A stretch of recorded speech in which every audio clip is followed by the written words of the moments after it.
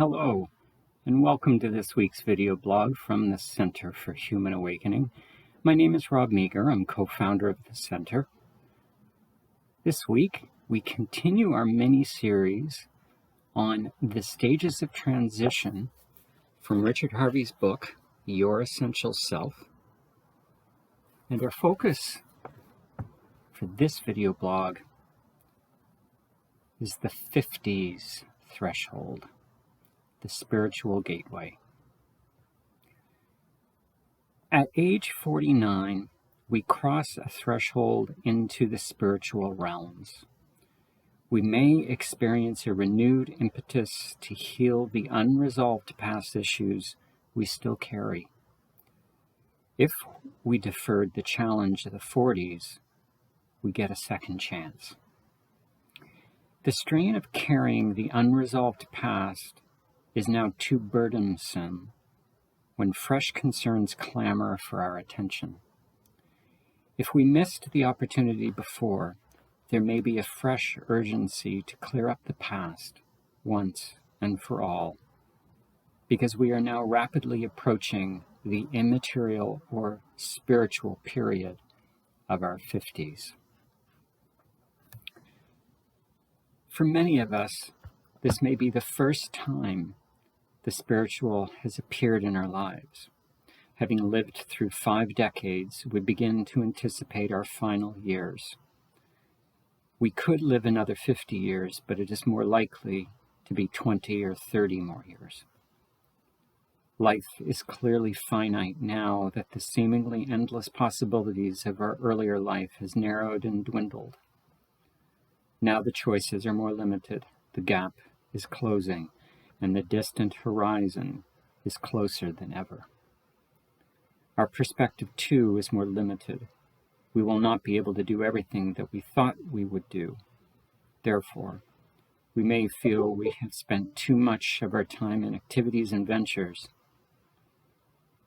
we never imagined ourselves doing, or wasted our time on tasks that now seem pointless.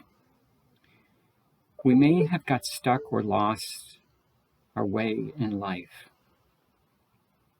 The 50s present us with the question, is my life fulfilled? And we cannot answer it satisfactorily in purely material terms.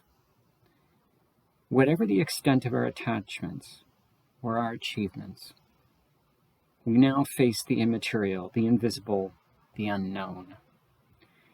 We know we will die one day, and that day is not as far off as it once was. We feel the need to prioritize. We ask, what is truly important to me?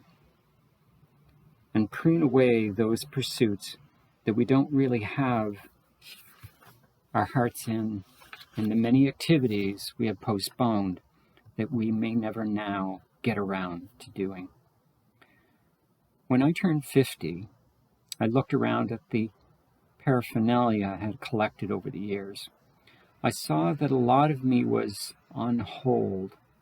I was waiting for some imaginary day when I would have the spare time or the enthusiasm to take up the activities for which I had collected and hoarded the equipment, in some cases for years, without ever getting around to using it. I finally grasped that before I would do any one of those deferred activities, I would prefer to meditate, read, and spend time with my wife and children. Though it was a wrench, because I still felt my attachment to these other pursuits, I found the strength to let the paraphernalia go, along with the expectation that one distant day I would get around to doing these things. This process of letting go freed me and created valuable space, both inner and outer. I had more energy and heart for what I really wanted to do, as my life became more clear and simple. In our early 50s, we enter, if we are willing, an awe-inspiring stage of life. We realize, as the Sufis say, that we are in this world, but not of this world. In moments of silent communion, we deepen in consciousness, experiencing ourselves as other than the body, the mind, and the personality, it becomes easier for us to fly beyond our individuality and experience the unity in all things. If we have practiced a spiritual discipline, our lives may now be blessed with less attachment, less clinging, less striving, and deepening acceptance. The 50s are a time of great potential for spiritual realization.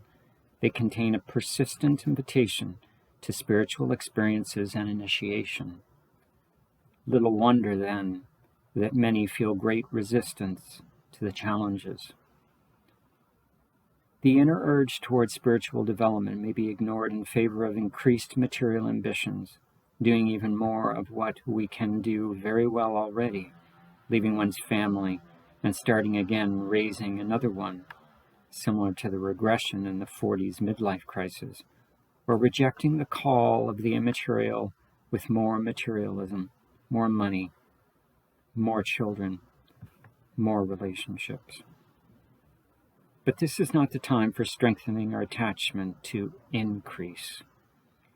If more does come to us, we need to cultivate a looser relationship to it and become less attached. This is the time for simplification and lessening ourselves. Our lives may grow gloriously simple and direct in our 50s as we set our hearts on spiritual goals.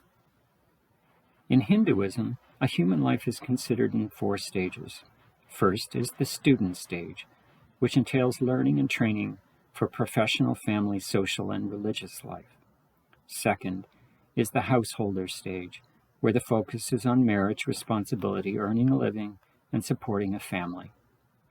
Third is the forest dweller stage of renunciation and spiritual practice. Finally, the sannyasi stage of total devotion to the spiritual and divine arises when non-attachment leads to the breaking of worldly ties.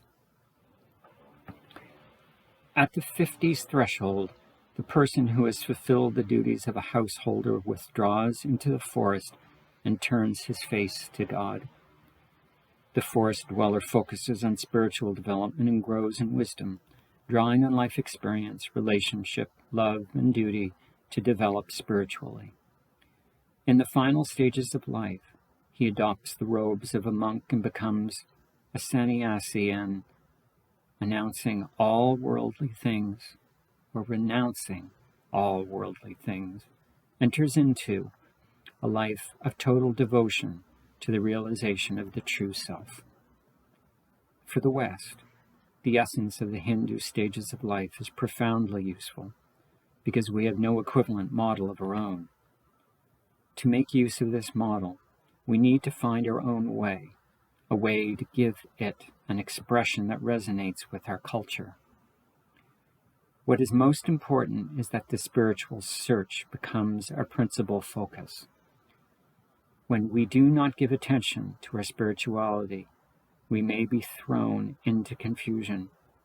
When we fail to address the demands of the 50s threshold, we suffer from an inner emptiness.